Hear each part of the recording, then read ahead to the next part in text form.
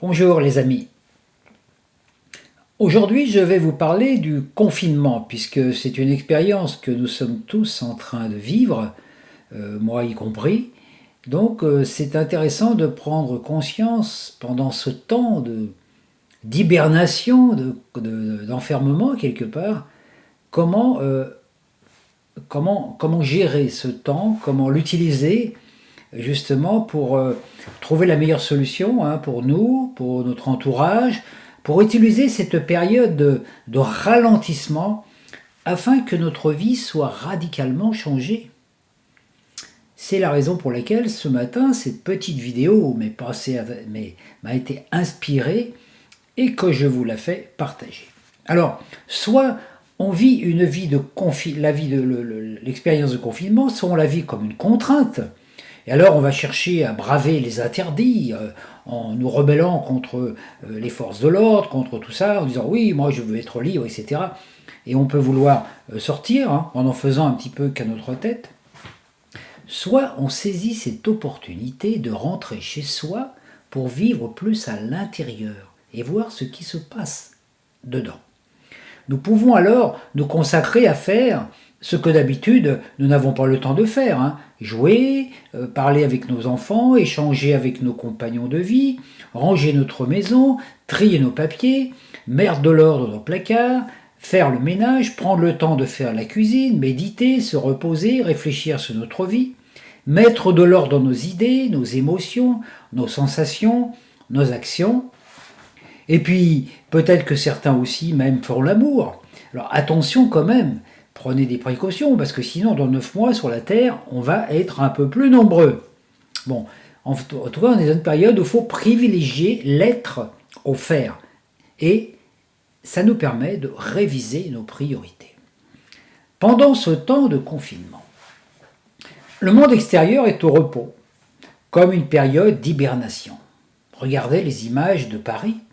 Il y a moins de stress, moins d'accidents, moins de pollution, moins de dépenses, moins de bruit. Ce qui nous permet de mieux entendre les oiseaux.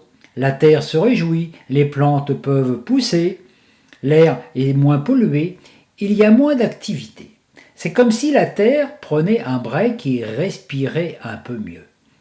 Imaginez s'il y avait un ovni qui passait au-dessus de Paris aujourd'hui, il dirait « Oh là là, mais c'est tranquille, où ils sont les gens ?» Eh oui.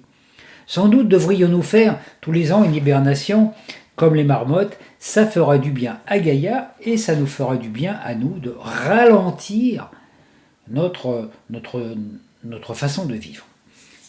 Bon, aussi c'est important d'être solidaire parce que même si on a envie de liberté, etc., il faut prendre conscience que malgré le fait que nous sommes confinés, il y a des gens qui sont obligés de continuer à travailler dehors. Les services d'urgence, les soignants, les cantonniers, les caissières, les facteurs, les éboueurs, les livreurs, sans oublier naturellement par exemple les pompiers, les ambulanciers et aussi les forces de l'ordre. Il y a à peu près 100 000 agents de forces de l'ordre dans les rues. Alors ne leur compliquons pas le travail, parce qu'il faut prendre conscience que ces gens, ils sont quand même dans un secteur de risque. Toute la journée, ils sont là, ils sont dehors. Donc ils prennent des risques quelque part. Alors si nous leur compliquons l'existence en nous mettant en travers, etc., nous ne favorisons pas les choses. Donc voilà, c'est quand même important de prendre conscience que nous sommes tous un et que tous ces gens qui travaillent encore, il faut en tenir compte. Il faut même avoir de la compassion pour eux parce que sinon, ça serait un peu le chaos. Donc, certes, cela nous oblige à réfréner nos sorties, notre jogging pour être en forme, mais soyons lucides. Donc, pensons à ces gens. On aura le temps de faire des joggings quand la crise sera finie. L'important, c'est d'arriver à travailler intérieurement, à élever ses vibrations. Mais il serait peu fraternel de passer outre à ces interdits pour privilégier notre petit confort personnel. Parce qu'on a beau faire du jogging et tout, si on a un système immunitaire déficient et qu'on attrape cette maladie, naturellement, c'est là qu'on va se rendre compte quand même que, bon voilà, on est On sait qu'il y a beaucoup d'informations qui ont été données sur ce virus, qu'on nous a un petit peu saturé d'informations par rapport à ça. Hein. On en parle trop, c'est sûr, on en parle trop, ça nous prend un petit peu la tête si on écoute tout ça. Mais en même temps, il faut quand même tenir compte de la réalité. Il y a quand même un facteur de risque. Hein. Donc, il faut être quand même assez discipliné parce que nous sommes tous un. Ce n'est pas en créant le chaos qu'on va arriver à sortir de cette période. Donc ce confinement nous oblige à la vie intérieure, à retrouver plus de simplicité, de joie de vivre, à vivre plus lentement, de ne plus courir toute la journée pour satisfaire aux exigences d'un monde matérialiste. Quand une épidémie se présente, il est beaucoup plus judicieux d'augmenter notre système immunitaire que de nous gaver de remèdes chimiques qui vont polluer notre corps. Le système endocrinien, en son ensemble, est régi par deux planètes. Vénus, la planète de l'amour, et Jupiter, la planète de la joie de vivre, de l'enthousiasme, de l'optimisme, de l'abondance. La glande pinéale est notre œil intérieur et elle commande tout le système glandulaire. Donc les surrénales, la thyroïde, le pancréas, le thymus, les glandes surrénales, etc., l'hypothalamus. Donc selon la vision qu'on développe au niveau de cet œil intérieur ici, automatiquement, ça va améliorer ou au contraire diminuer notre système immunitaire, notre santé, notre joie de vivre. Donc c'est très intéressant. Voilà, donc tout ce que nous nourrissons comme vision va avoir un effet sur nos émotions, puisque les images créent des émotions qui modifient la biochimie du corps, modifient l'ADN, l'ARN, changent de programme. Plus notre conscience s'ouvre, plus nous avons d'énergie, plus nos hélices ADN activées par cette belle énergie s'ouvrent et s'activent dans nos corps des nouveaux programmes plus adaptés pour avoir plus de santé, la jeunesse naturelle et la jeunesse éternelle, parce que notre corps a été prévu pour s'auto-régénérer en permanence. Il fait déjà bien ce travail, mais si nous pensions un peu moins, si nous avions moins de stress émotionnel, moins de stress relationnel, automatiquement nous nous porterions beaucoup mieux. Donc profitons de ces moments pour activer ce troisième œil, pour que notre enfant intérieur, qui est le centre de la créativité, puisse se réjouir. Prenons le temps de respirer, de chanter, de danser, d'écrire, d'apprendre à jouer d'un instrument, d'écouter de la belle musique, de repeindre l'appartement, de changer le décor, de faire le ménage dans ses affaires, revisiter le royaume intérieur, y mettre de l'or. Ainsi, quand la vision intérieure change, le monde extérieur change. C'est le moment idéal pour que notre esprit prenne des vacances, soit plus vacant, la vacuité, et se repose auprès de la source, avec moins de cogitation, plus de ressenti, plus de ralentissement de la respiration, tout devient plus calme, le lac du mental se pacifie. Plus nous avons d'idées, plus nous pensons, plus on a une respiration rapide et saccadée. Mais quand on prend le temps, la respiration est plus cool, les idées, voilà, la vie est plus cool, voilà. Nous ralentissons et nous allons pouvoir apprécier peut-être un peu mieux la vie parce que là, nous courons après le temps. Or, comme le temps n'existe pas, on ne risque pas de le rattraper. Donc, on est en train de courir. Voilà, on est toujours en train de faire quelque chose en pensant à autre chose. Nous pouvons prendre le temps de faire une remise en question de nos objectifs, de notre façon de vivre, de retrouver un rythme de vie plus naturel. Nous vivons une époque un petit peu de folie dans laquelle nous sommes complètement électrisés. On fait un truc, on répond au téléphone en faisant autre chose, on fait plein de choses en même temps, on court. Alors c'est sûr qu'à notre époque, on vit beaucoup plus vite. Mais comme on vit beaucoup plus vite, on s'épuise et on peut mourir beaucoup plus jeune, ou même si on meurt à un certain âge, même si on arrive avec la médecine à tenir plus longtemps, à partir de 60 ans, on est complètement déglingué parce que la machine, elle peut plus. C'est comme si vous aviez une voiture et puis que vous tiriez sur les vitesses, voilà, vous passez sur des routes un peu chaotiques, etc. Et votre bagnole, elle va pas faire longtemps. Hein. Alors peut-être que vous allez rouler longtemps avec, mais ça va être délabré, vous allez perdre des enjoliveurs, et puis voilà, il va y avoir... et puis la voiture a fini par peu passer au contrôle technique. C'est quand même désolant de voir à notre époque qu'il y a des gens, qu'il y a beaucoup de personnes qui ont simplement la cinquantaine, qui sont complètement délabrés physiquement, parce qu'ils ont un rythme de vie qui est trop rapide, on vit trop vite, on se demande après quoi on court. Toute notre vie on court quelque chose, alors qu'on sait qu'au bout du chemin, c'est la mort. Donc c'est comme si on courait plus vite pour arriver, en sachant qu'au bout, de toute façon, il n'y a plus rien, il va falloir recommencer. Donc on bousille un petit peu nos véhicules physiques parce qu'on est trop, on est trop dans ce stress, on est toujours en train de tirer sur les vitesses, etc. Donc là on nous dit, calme, hein, notre corps c'est comme une automobile, voilà, nous sommes le chauffeur, le conducteur, et puis il ne faut pas oublier que sur la plage arrière de la voiture, face au siège arrière, il y a le maître, notre soi qui nous dit, oh là là, et roule un petit peu moins vite là, parce que tu vas nous emmener dans le décor. Et actuellement, les événements qui se passent nous obligent à ça. Uranus est la planète qui apporte l'éveil, l'ouverture de l'œil intérieur. Il nous oblige à la transformation intérieure pour que nous reprenions le rythme de l'amour. 3 planètes sont liées à l'énergie de l'amour, de l'aspect féminin de l'être. Uranus, l'onde de vie, qui est l'éros cosmique, le Christ cosmique. Jupiter, qui lui reçoit l'abondance vibratoire d'Uranus et la transforme en énergie, en abondance, en essence de vie. Jupiter apporte la joie de vie, la prospérité. C'est la planète qui était active à l'époque où nous vivions dans la vibration de l'Éden, où tout nous était donné en abondance. Avec Jupiter, hein, la vie sur Jupiter, c'est extraordinaire, on manque de rien. Et puis, la 3e planète qui est Vénus, la planète de l'amour, la beauté, les sentiments, l'art. Uranus régit l'hémisphère droit du cerveau, le côté intuitif, réceptif, celui qui reçoit l'onde vibratoire de l'onde d'amour de la mère cosmique et nous relie directement à la source de vie, à la source de vitalité. Chacun de nous a un éveil à vivre. Hein. La position d'Uranus dans le thème aussi nous montre un petit peu avec quel élément on va vivre l'éveil.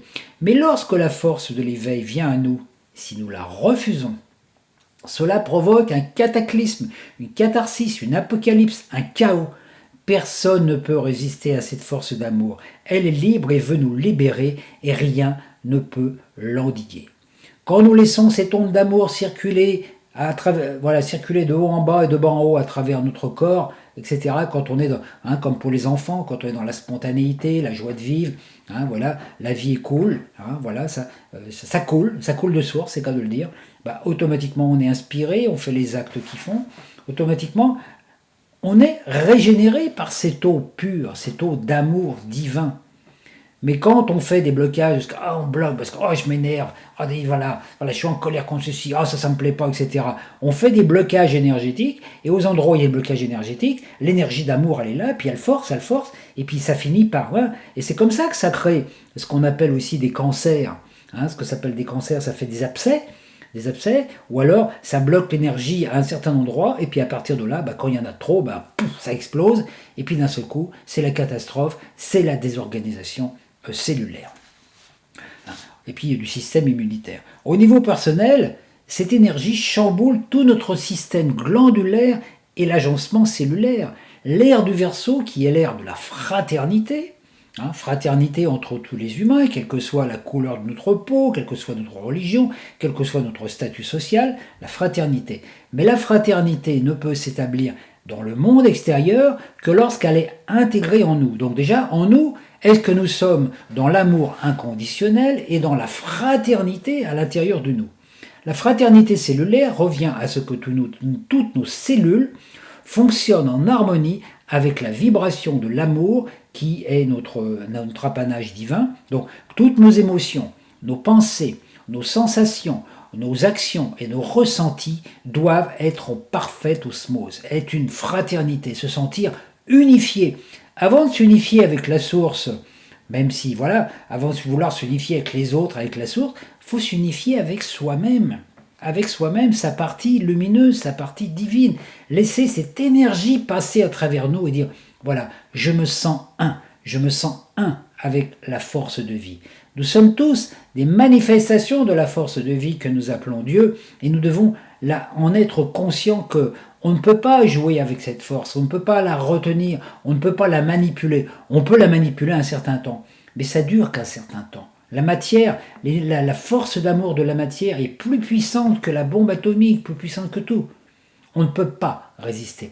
On ne peut pas résister à la force de l'amour.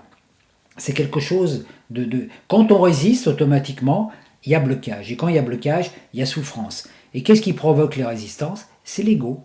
L'ego séparatiste qui dit ah bah moi je veux pas, ah j'ai pas envie de parler à cette personne là, ah j'ai pas envie de faire ça, ah puis j'ai pas envie d'obéir aux forces de l'ordre qui me dit qu'en ce moment il faut pas sortir. On est sans arrêt dans une espèce de violence, une espèce de sortir, alors que la force d'amour c'est autre chose.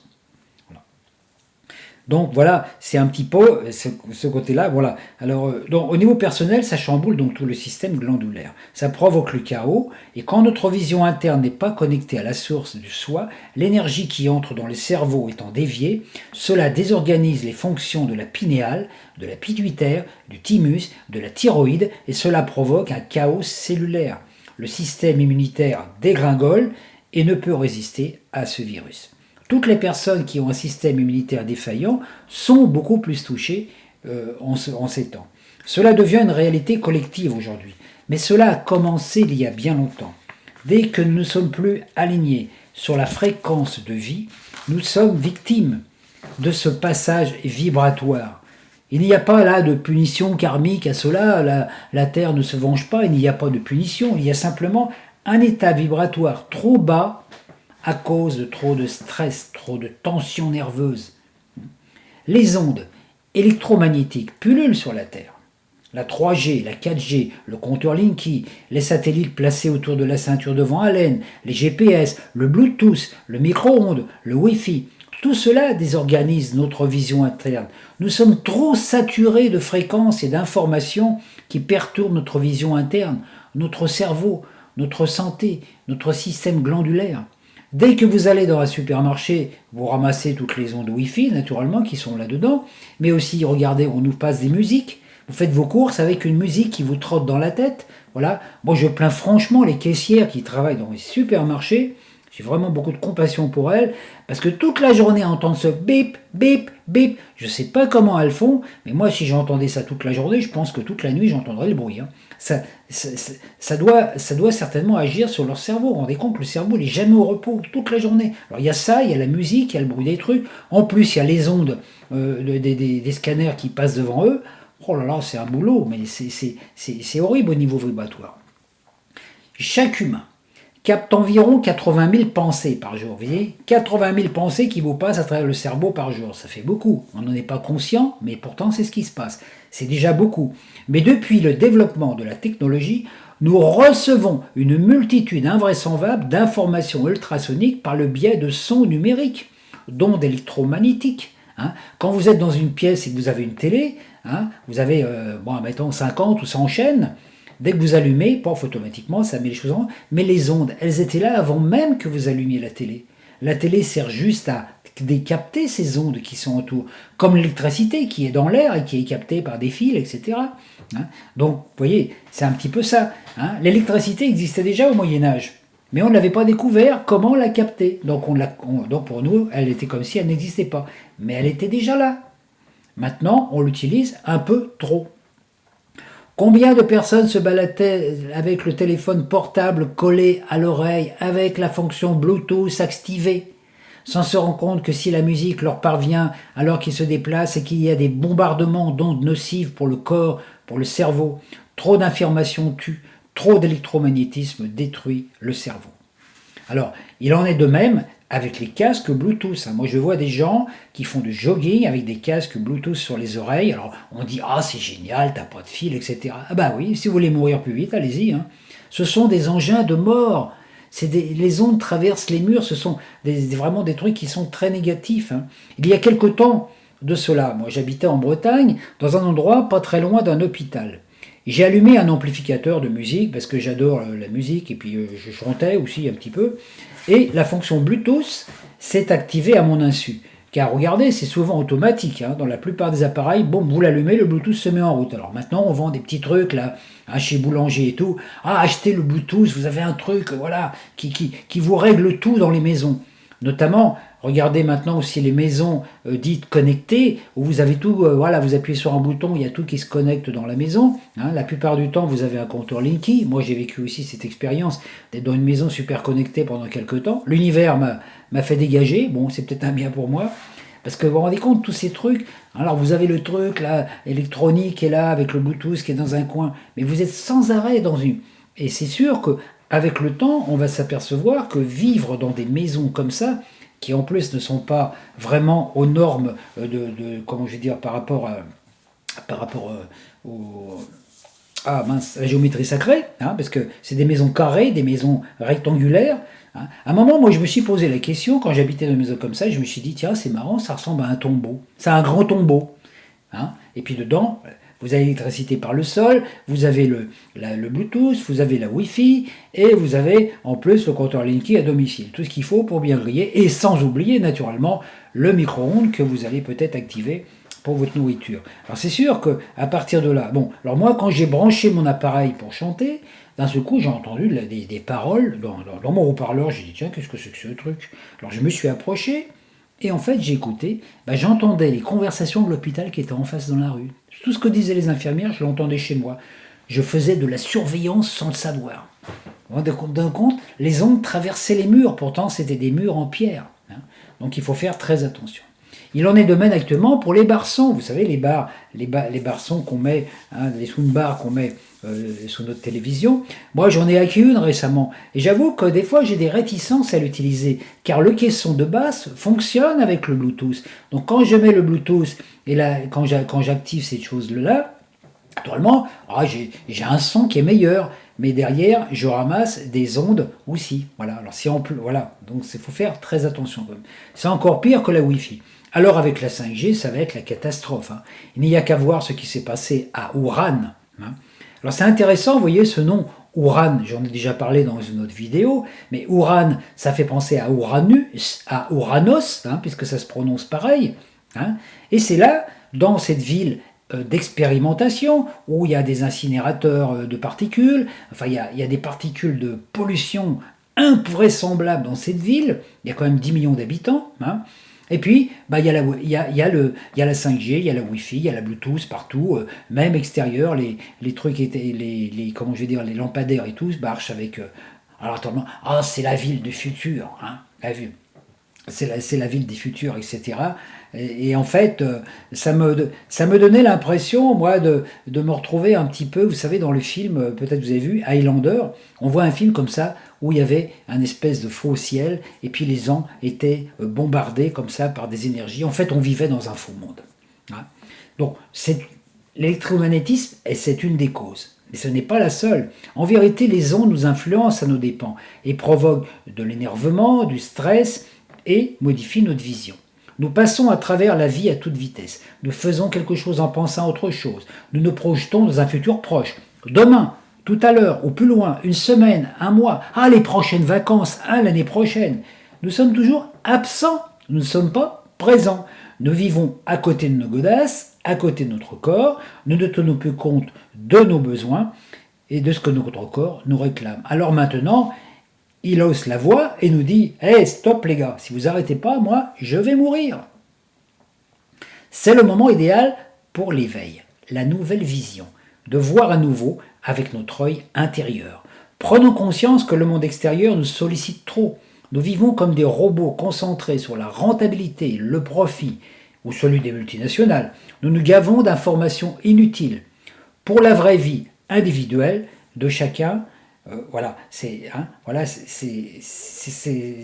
comment je veux dire, c'est vraiment ce qu'on vit chacun au niveau personnel. Hein. Donc la vie, c'est quoi la vie? C'est quoi la vérité? C'est pas ce que le monde extérieur vous renvoie comme information, c'est ce que vous ressentez.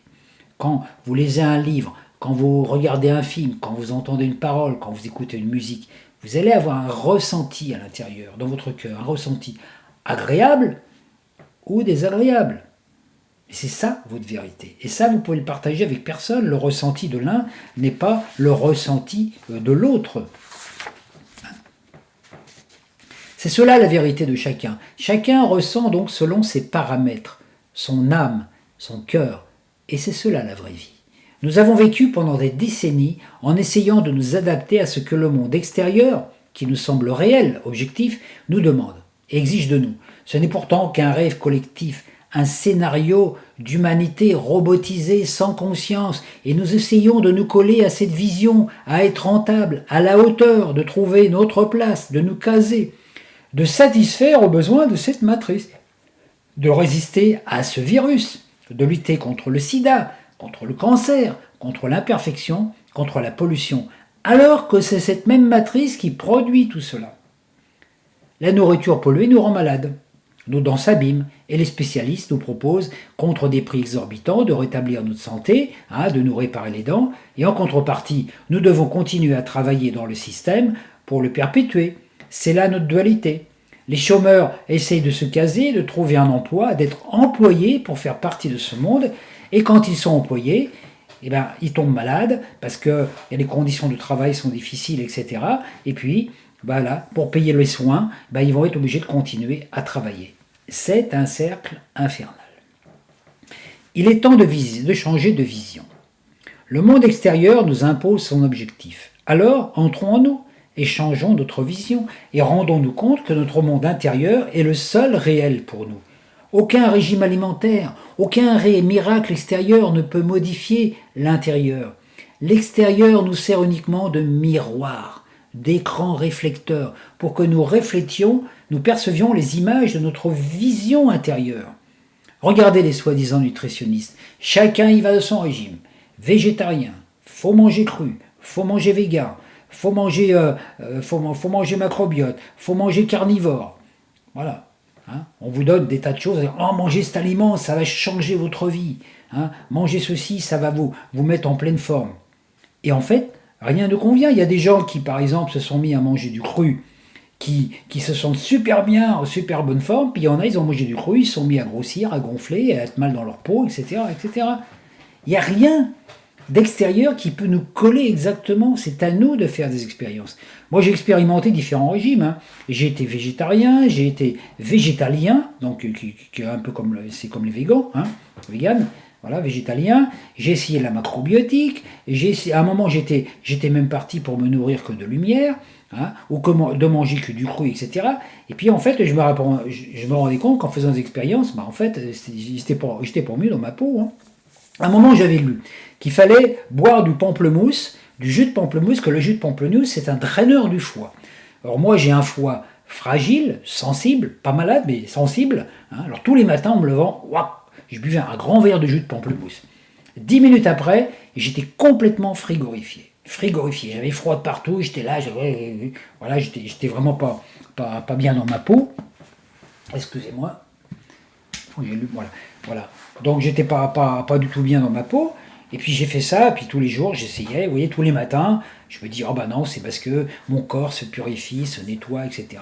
Or, avec le temps, j'ai fini par comprendre que mon corps, pour assimiler du pamplemousse, par exemple, même du jus d'orange au petit déjeuner, le matin, avec la morphologie de mon corps, automatiquement mon corps pompait sur toute la vitamine C qu'il y avait dans mon corps. Je pensais absorber la vitamine C, et en fait, c'est le pamplemousse, pour l'être absorbé, me piquait toute la vitamine C de mon corps. Et j'étais frigorifié. Alors un matin, j'ai décidé d'arrêter. Je me suis dit, hop, ça y est, donc après je me suis fait des galettes de céréales avec des fruits le matin, avec des fruits cuits, etc. Et je me sentais beaucoup mieux. Donc j'ai fait plein d'expériences comme ça. Par exemple avec les poires, aussi les fruits, manger des fruits le matin, il y a des gens, ça va leur faire du bien. Et puis d'autres, non. Moi je mangeais des poires le matin, et j'avais un mal de bite pas possible. Pourquoi ? Parce que les poires, c'est bourré de tanins. Et si vous avez l'estomac sensible, donc il faut faire attention, il n'y a aucun régime qui nous correspond. Regardez, vous mettez 10 personnes qui mangent la même chose. Parce que les spécialistes ont dit que c'était l'idéal. Et chacun va le vivre différemment. Un va se mettre à gonfler, l'autre va maigrir, l'autre va vomir, l'autre va prendre du muscle, l'autre va grossir. Pourtant, la qualité de l'aliment et la quantité absorbée étant la même. Alors les spécialistes vous diront que c'est une question de métabolisme. C'est vrai. Mais celui-ci dépend de la biochimie, et la biochimie est régie par les émotions, elle-même pulsée par les idées correspondant à notre état de conscience. Nous avons choisi dans cette incarnation un corps avec un certain métabolisme, et nous devons en tenir compte. Donc il n'y a aucun régime extérieur qui est idéal. Un régime qui est idéal pour l'un ne va pas correspondre à l'autre. Hein. Alors vous savez que quand on a, par rapport au pH, par exemple, un pH alcalin ou un pH acide, etc., quand vous mangez beaucoup de trucs acides et que vous êtes acide, eh ben, automatiquement vous allez baisser votre système immunitaire. Donc il faut trouver le juste milieu. La nourriture, c'est quelque chose, mais il n'y a pas que ça. Parce que vous pouvez très bien vous abstenir de manger des aliments acides, mais si vous avez des pensées acides, et c'est quoi les pensées acides? Ben, c'est les critiques. Quand on dit à des gens, quand on pense quand on critique les gens, etc. Donc il faut faire attention, pas uniquement à la nourriture physique. On peut manger bio et être malade, mais à la nourriture psychique déjà, nos pensées. Vous savez qu'en nous avons tous les, les éléments, nous pouvons créer des fruits, les fruits, on reconnaît un arbre à ses fruits, vous pouvez créer des fruits doux, des fruits amers. Il y a des gens qui créent des fruits amers parce qu'ils sont pleins d'amertume quand il fait quelque chose, c'est ça. Et puis en nous, on a tous les animaux aussi, on a tous les animaux. Il y en a qui aboient comme le chien, il y en a qui ont des langues de vipère, il y en a qui ronflent comme des cochons, voyez, et on a tout en nous, tous les animaux, tous les végétaux. Alors dans le tout, c'est que notre corps est devenu un petit peu comme une écurie. Alors Uranus a ouvert le robinet pour dire les gars, je vais vous nettoyer parce que ça commence à sentir un petit peu mauvais sur la Terre. Et nous vivons trop vite. Nous n'apprécions plus la vie.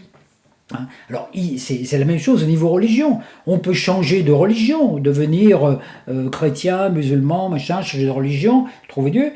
On ne trouvera jamais le bon Dieu, le Dieu qui nous correspond, puisque Dieu, nous sommes l'émanation de l'onde de vie que l'on appelle Dieu. Au niveau matériel, c'est la même chose. On peut changer de banque, on peut changer de boulot, on galère toujours. Pourquoi? Parce qu'il n'y a pas de solution à l'extérieur. Il n'y a pas... aucun livre, rien ne peut nous donner la solution. Simplement, donne des informations pour que nous trouvions la solution à l'intérieur. Pourquoi? Parce que tout vient de l'intérieur, tout vient du centre. L'extérieur nous invite à rentrer à l'intérieur. Le virus nous invite à rentrer chez nous et à dire à l'intérieur, faites le ménage, regardez ce qui ne va pas dans votre vie, revisitez, essayez de voir ce qui ne va pas dans les relations avec vos femmes, avec votre femme, avec vos enfants, avec vous-même aussi, si vous êtes seul, voilà. Donc voilà, automatiquement, le virus extérieur a un impact sur nous parce qu'il nous renvoie et dit, hey, regarde si t'as pas un petit virus à l'intérieur dans la tête là, si t'as pas un petit drone à l'intérieur de la tête qui est en train de te manipuler à ton insu, et t'as vu le genre de vie que tu vis là, t'as vu la tête que t'as, Ouais, c'est vrai, parce que ouais, c'est un petit peu ça, des fois on dit, oh j'ai une de ces têtes aujourd'hui, oh là là, oh, j'ai pas, qu'est-ce qui se passe dans ma tête, etc. Regardez, quand on va bien, on se regarde dans la glace, on se trouve beau, quand on va pas bien, on se trouve moins beau, pourtant on est pareil. On est pareil. Donc regardez, l'important aussi des yeux, le regard. Vous avez des gens qui ont le visage, qui ont les yeux éteints, comme si on avait coupé la lumière, comme si c'était des abat-jours. Des fois, ils ont des cernes sous les yeux, ça fait un peu comme des abat-jours, vous voyez. Voilà. Et puis en fait, c'est ça. Donc important de se dire, alors c'est pas de se juger, surtout pas de se juger, mais se dire, oh là là, il va falloir que je fasse du boulot parce qu'il y a de la rénovation à faire. Et la rénovation, elle ne se fait pas par l'extérieur, elle se fait par l'intérieur. Changer d'état d'être, changer de vision, changer de rythme de vie, changer de relation, de façon.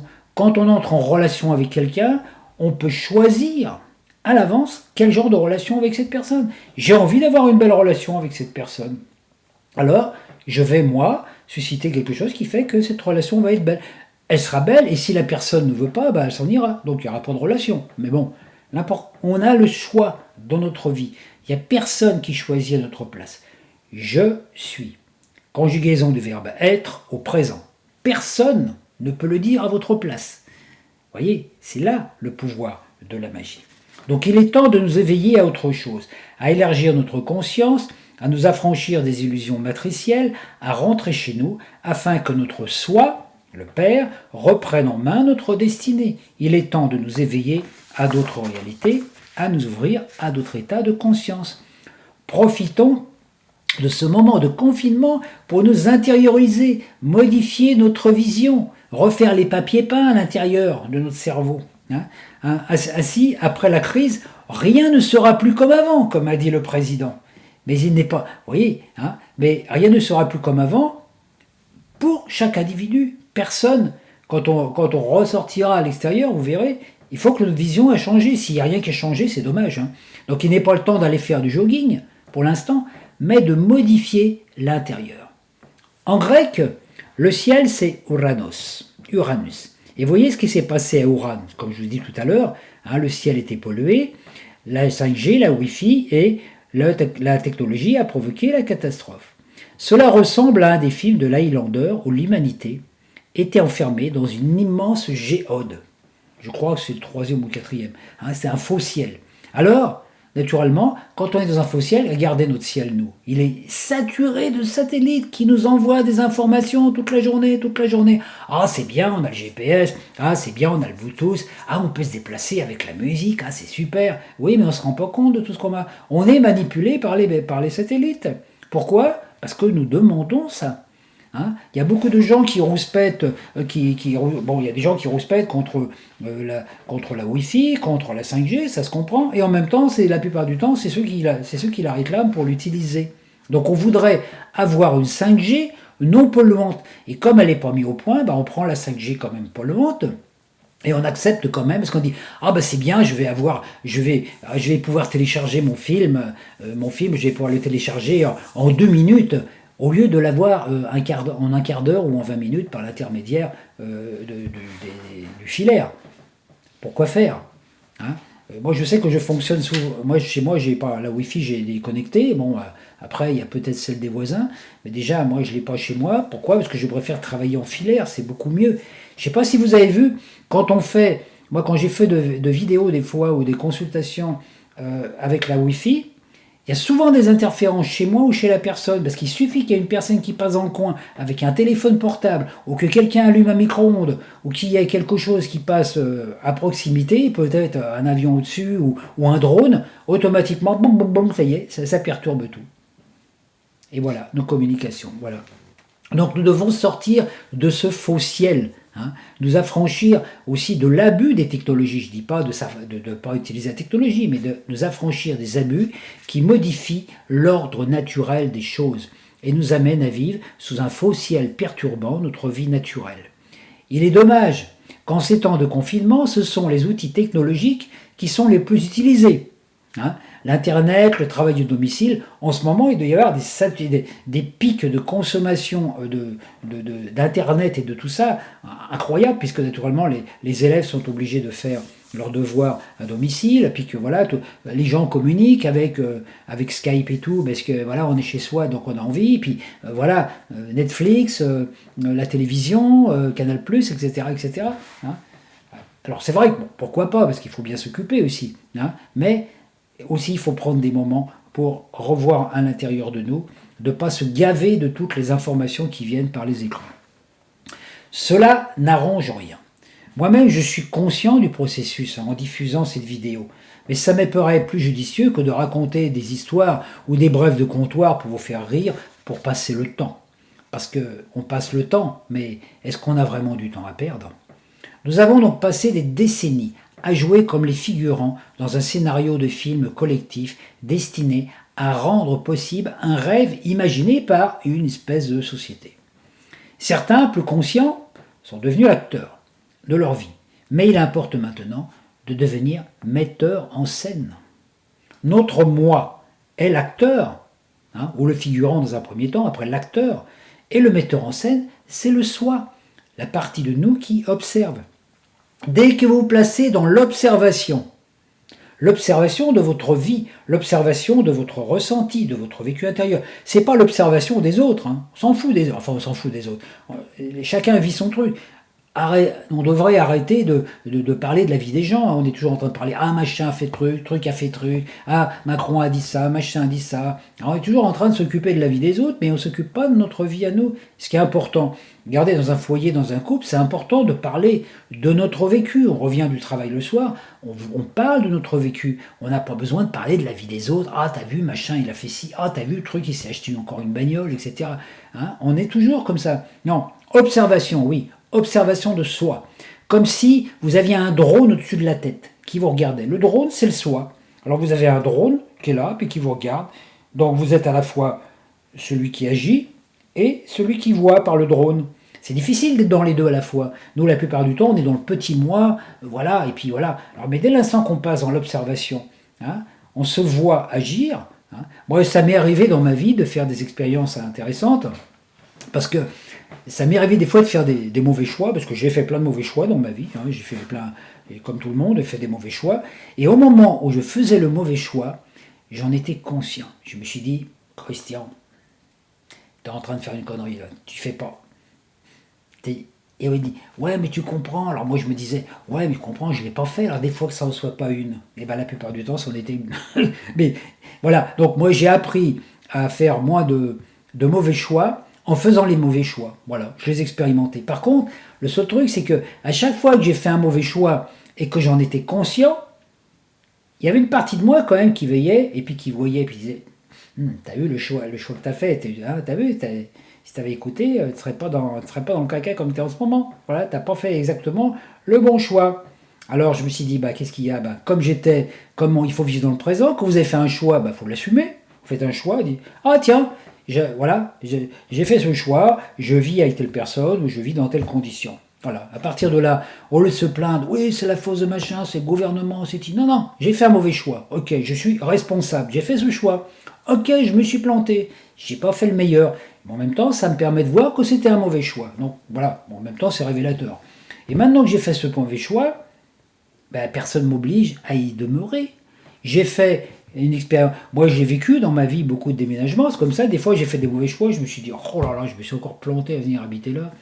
J'ai fait l'expérience au couple. Et qu'est-ce que j'ai fait? Eh ben, j'ai redéménagé.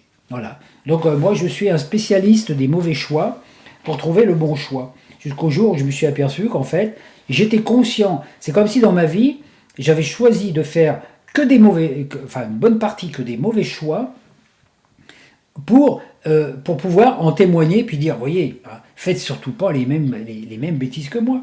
Hein, vous voyez, donc c'est intéressant de voir ça, c'est de se dire, ah, je fais, oh là là, je me rappelle une fois que j'ai eu plusieurs époux, donc une fois j'étais voilà, troisième fois que je me mariais, hein, parce que bon voilà, j'avais pas fait des bons choix.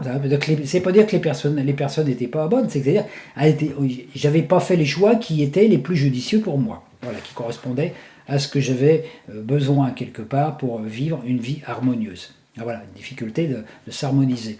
Et ben en fait, j'étais là, puis à ce coup, et puis le maire, il me dit, il me pose la question, voilà, est-ce que vous êtes d'accord? Puis j'étais là, je dis, ouais. Et alors là, je suis vraiment devenu conscient, au moment où j'ai dit oui, que j'aurais dû dire non. Je savais que j'étais en train de m'engager. Je dis, Christian, tu es encore en train de faire une super erreur là. Enfin, pas une erreur, tu es en train de foutre les pieds sur un chemin où tu vas t'enliser. Et l'expérience me l'a montré. Mais en même temps, en le faisant le choix, je me suis dit, ah bah ça y est, je marche les pieds dans la boue, mais je sais pourquoi. Il fallait que je marche les pieds dans la boue pour me rendre compte à un moment que c'était quand même plus facile de marcher sur une route sèche. Voilà. Donc dans la vie, tout le monde fait des mauvais choix. Enfin, des choix qui sont moins bons que d'autres. À partir de là, c'est pas la peine de se désoler en accusant papa, maman, la bonne et moi, ou la femme, ou l'enfant, etc. Non. Dire, je suis responsable. Être responsable de sa destinée, c'est ça la maîtrise. Dire, voilà, dans ma vie, j'ai fait des erreurs, je les assume, et quand j'ai fait une erreur, hop, je vais changer ma vision et dire, ah, je vais être vigilant pour la prochaine fois. La plupart du temps, on se plante plusieurs fois, hein, parce que voilà, ça fait partie de notre jeu, hein, parce qu'on a vite fait de retomber dans l'inconscient, mais voilà, et dire, ah, voilà, je vais faire le choix, ah, si je fais un mauvais choix, je peux toujours en changer après. Vous voyez, on n'a pas besoin de s'enliser, de dire ah j'ai fait un mauvais choix, d'y rester toute notre vie. Ça demande du courage, de sans arrêt de faire cette remise en question. Dès qu'on se place dans l'observation, non pas donc de ce qui se passe dans la vie des autres, mais dans notre vie, on peut ressentir ce que ces infos génèrent en notre intériorité, modifient nos humeurs, nos états d'être. Vous voyez, le jour quand j'ai appris, moi, cette histoire de coronavirus, je ne savais pas, hein, c'est un ami qui me l'a dit, bon, j'ai allumé la télé pour regarder, à ce coup, j'entends l'information. Puis j'étais là, je venais de méditer, à ce coup, je reçois l'information, clac, j'ai senti tout de suite la baisse vibratoire, comme si je retombais en bas de mes godasses, vous voyez, j'étais là, et je sentais, je dis, oh là là, ce truc, hein, c'est comme si j'avais pris une grande claque dans la figure, vous voyez, ou qu'on m'avait foutu à respirer de l'air pollué dans la maison. Donc après, il a fallu faire un travail pour justement que je remonte un peu mes vibrations, etc. Hein. Donc l'important, c'est quand vous recevez une information de l'extérieur, voyez, qu'est-ce que ça vous fait intérieurement, dans votre état d'être? Est-ce que ça vous change d'humeur? Est-ce que vous vous sentez mieux? Est-ce que vous vous sentez moins bien, etc. Alors là, vous allez pouvoir devenir le metteur en scène et l'acteur. C'est-à-dire qu'il n'y a plus à votre différence entre votre soi et votre moi. Votre guidant, c'est vous-même. Vous êtes votre propre guide parce que vous êtes conscient. Vivez la vie en pleine conscience. Et quand vous vivez la vie en pleine conscience, vous sortez du monde animal, de l'humanité animale. Hein, actuellement, on est en train de vivre un petit peu cette migration où l'humain qui vit en troupeau, hein, l'humain animal qui vit avec toutes ses mémoires de violence, de guerre, de croisade, de conflits, etc. Cette humanité-là, elle a plus d'avenir.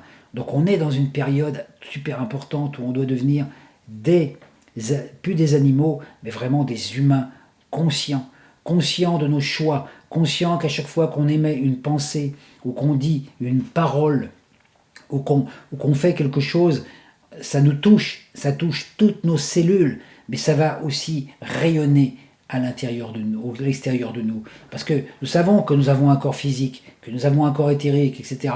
Hein, que nous avons 12 corps autour de nous, 12 vibrations différentes, 13 même, et puis peut-être encore plus, vous voyez, et qu'à chaque fois, voilà, tous nos corps sont touchés. Notre corps émotionnel, notre corps mental, notre corps physique, tous nos corps sont touchés. Mais cette information, elle va toucher notre environnement. Hein, ça fait exactement, vous voyez, comme un virus qui se répand. Hein. Donc quand vous êtes dans la lumière et que vous vivez une belle vision à l'intérieur de vous, que vous avez une belle vision, une vision d'amour pour l'humanité, pour tous ces gens aussi qui sont sur la Terre, et puis peut-être aussi dans les étoiles, eh ben, vous envoyez une belle onde d'amour à tout l'univers, toute la planète, la galaxie, toutes les galaxies. Parce que nous, on ne se rend pas compte sur la Terre.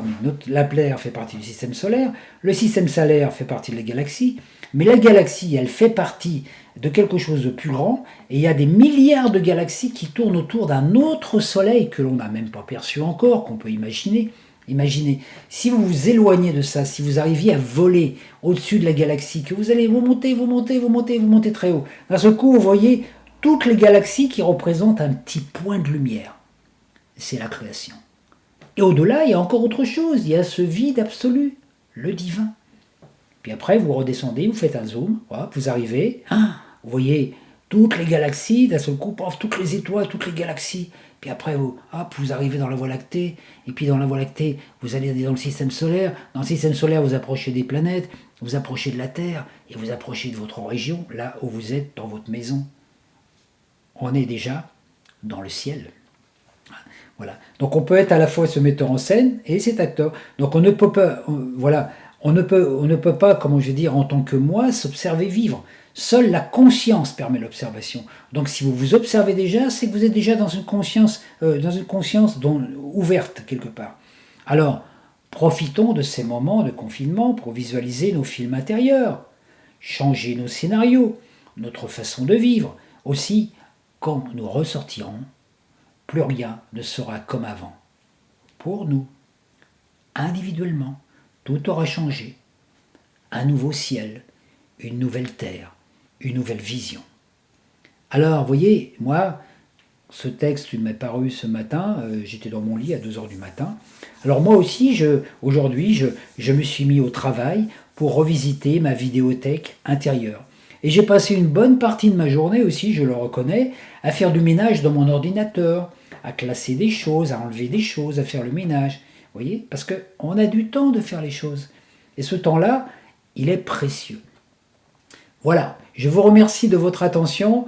Et puis si cette vidéo vous a branché, vous parle, n'hésitez pas de la partager avec d'autres personnes, parce que le but, c'est justement de partager les informations. Et puis ne prenez pas tout pour vérité. Je